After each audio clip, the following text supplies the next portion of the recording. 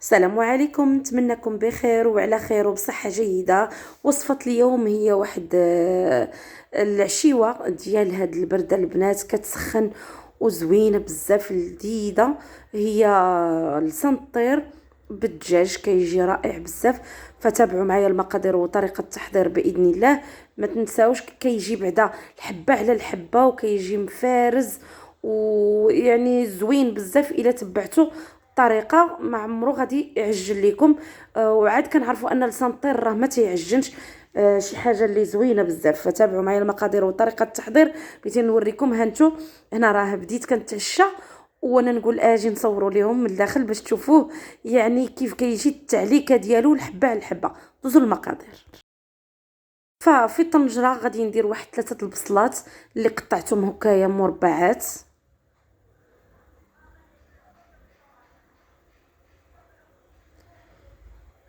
تنديروهم في هذيك الطنجره. من بعد غنولي نضيف ليهم مطيشه محكوكه. هنا درت 2 حبات ديال المطيشه محكوكين ومزولين ليهم الزريعه.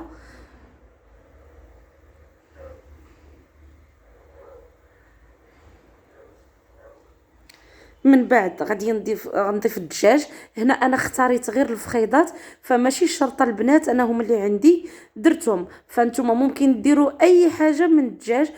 حتى غير قطعات ديال الدجاج البنات تيتمشاو يعني غير كبيدات عنيقات حنيزلات راه حتى هما يتمشاو في هذه الوصفه نفس الطريقه. فدرت زدت عليهم قبيطه ديال القزبر والمعدنوس. ودابا غادي نولي نضيف العطريه ديالي. فهنا واحد نص معلقه او شوفوا خذوا القياس بمعلقه صغيره. معلقه صغيره ديال سكينجبير. معلقه صغيره ديال البزار. ومعلقه صغيره ديال الخرقوم. الملح حسب الذوق. هنا غندير معلقه صغيره ديال توابل الدجاج. هاد التوابل ديال الدجاج اللي بغى يديرها اللي ما عندوش ما يديرهاش يكتفي غير بالعطريه اللي درت من قبل حتى هي معلقه صغيره. ودابا غادي نضيف شويه ديال الماء فين غيتقلاو ليا هاد الفخيضات ديالنا. غادي نخلطهم مزيان. من بعد غادي نديرهم فوق البوطه وغادي نخليه كيتقلى.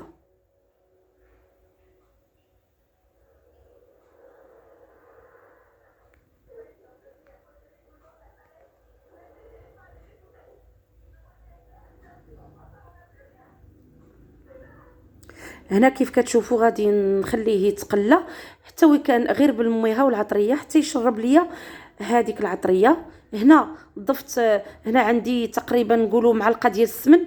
النصف ديالها غادي نديرو دابا مع الدجاج باش يجيني بنين والنص غنخليه حتى نبغي ندور لسان الطير ديالنا. فغادي نخلي الكل يتقلى مزيان.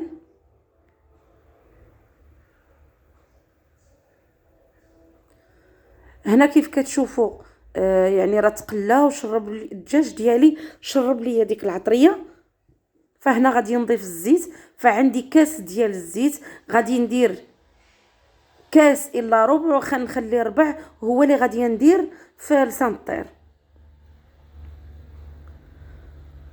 صافي غادي نخليه غير شويه يتقلى حتى ينسجم ليا معاهم هذاك الزيت.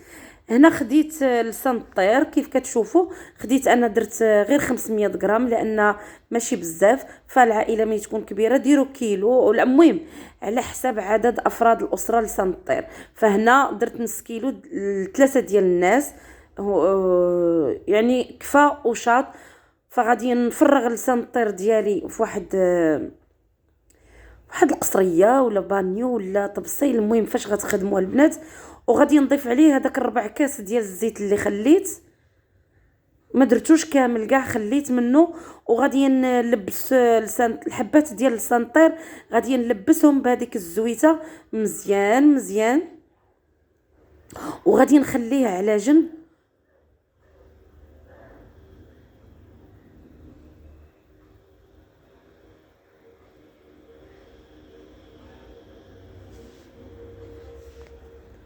هنا جيت للطنجره ديالي. فدابا غادي نمرق المرق فاش غادي يعني يفور ليا لسان الطير ويطيب او ميم طون الدجاج ديالنا. انا راه ضفت الماء غليان البنات. فهنا غادي نسد غير تغلى الطنجره مزيان، وعاد غادي ندير ليها ندوز باش ندير لسان الطير ديالي في الكسكاس باش نديروه يفور. هنا لسان الطير غادي نديرو في الكسكاس كيف قلت لكم.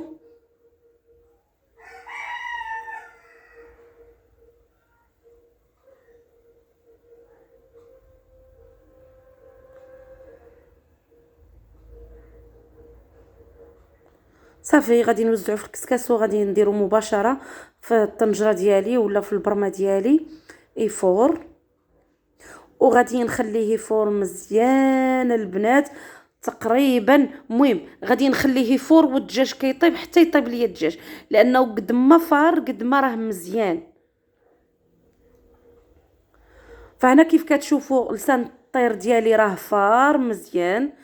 غادي نحاول دابا نحيد دوك الفخيضات ديالي من الطنجره باش ندور لسان الطير ديالنا.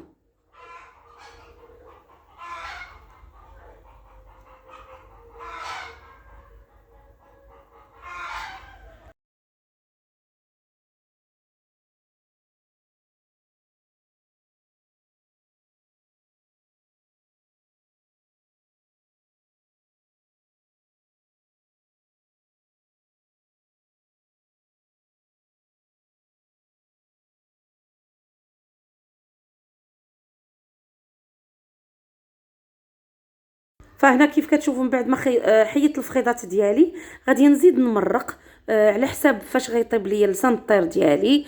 نزيد هذيك نشوف نذوق الملحه باش لا كانت خاصه نزيد المليحه. وغادي نزيد هنا داك شويه ديال السمن اللي خليته البنات، قلت لكم غنخليه حتى الاخر. وغادي نضيف معاهم واحد المعلقه كبيره ديال المطيشه كونسونطري، اللي بغاها يديرها واللي ما بغاهاش في هذه المرحله ما يديرهاش. صافي غادي نخليه غير يغلى ليا وغادي نضيف ليه لسان الطير ديالنا. هنا كيف كتشوفوا من بعد ما غلا دابا غادي نبدا نضيف هذاك لسان الطير ديالنا.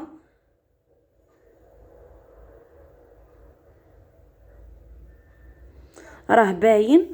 وطريقه الطياب ديال لسان الطير شوفوا كاينين جوج طرق، يا اما تخليو طنجره محلوله وانتم بقاو واقفين وتحركوا حتى وكان يطيب لينا، او لا ممكن في هذه المرحله تسدوا الكوكوط وغير تصفر تحسبوا لها 5 دقائق وتطفيو البوطه وتخليو الصفاره حتى ما يبقاش فيها النفس يعني، وعاده تحلوا عليه غتلقاوه طاب باذن الله.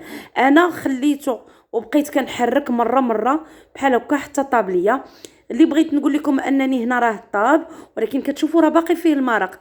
انا تعمدت نخلي شويه ديال المرق لان ما تجي فين تحطيه في الطبسيل حتى كيعقد وباش ما يجيش ناشف بزاف. فهنا خليت هاد شويه ديال المرق. ندوزو نقدموه. هنا غادي ناخذ الطبق ديالي اللي غادي نقدم فيه. شوفوا لسان الطير راه شرب ليا داك المرق اللي خليته البنات دغيا تيشربوا. فغادي نفرغوا في الطبسيل وغادي نزينوا بهذوك الفخيضات ديال الدجاج ديالنا ونقدموه بالصحه والراحه. فكيجي لذيذ بزاف كيجي معلك ومحمض في نفس الوقت. اللي ما بغاش يدير هذيك المطيشه محكوكه كيف الكونسونطري عفوا ما يديرهاش، مي انا كيعجبني محمض درتو محمض. والله البنات جا بنين بزاف ولذيذ بزاف يعني لذيذ ما لقيت ما نقول لكم غير راه لذيذ بزاف. غير جربوه وهو ديال هاد البرد بحال هاد الوصفات هما ديال هاد الوقيته وديال هاد البرد. فنتمنى فيديو اليوم يروقكم وينال الرضا ديالكم وتجربوا هاد الوصفه، لانها فعلا انا من عشاق لي بات البنات بهاد الطرق كيحمقوني بزاف. فهنا من بعد ما فرغت لسان الطير فغادي نزينو بفخيضات ديال الدجاج ديالي وغادي نقدموه بالصحه والراحه.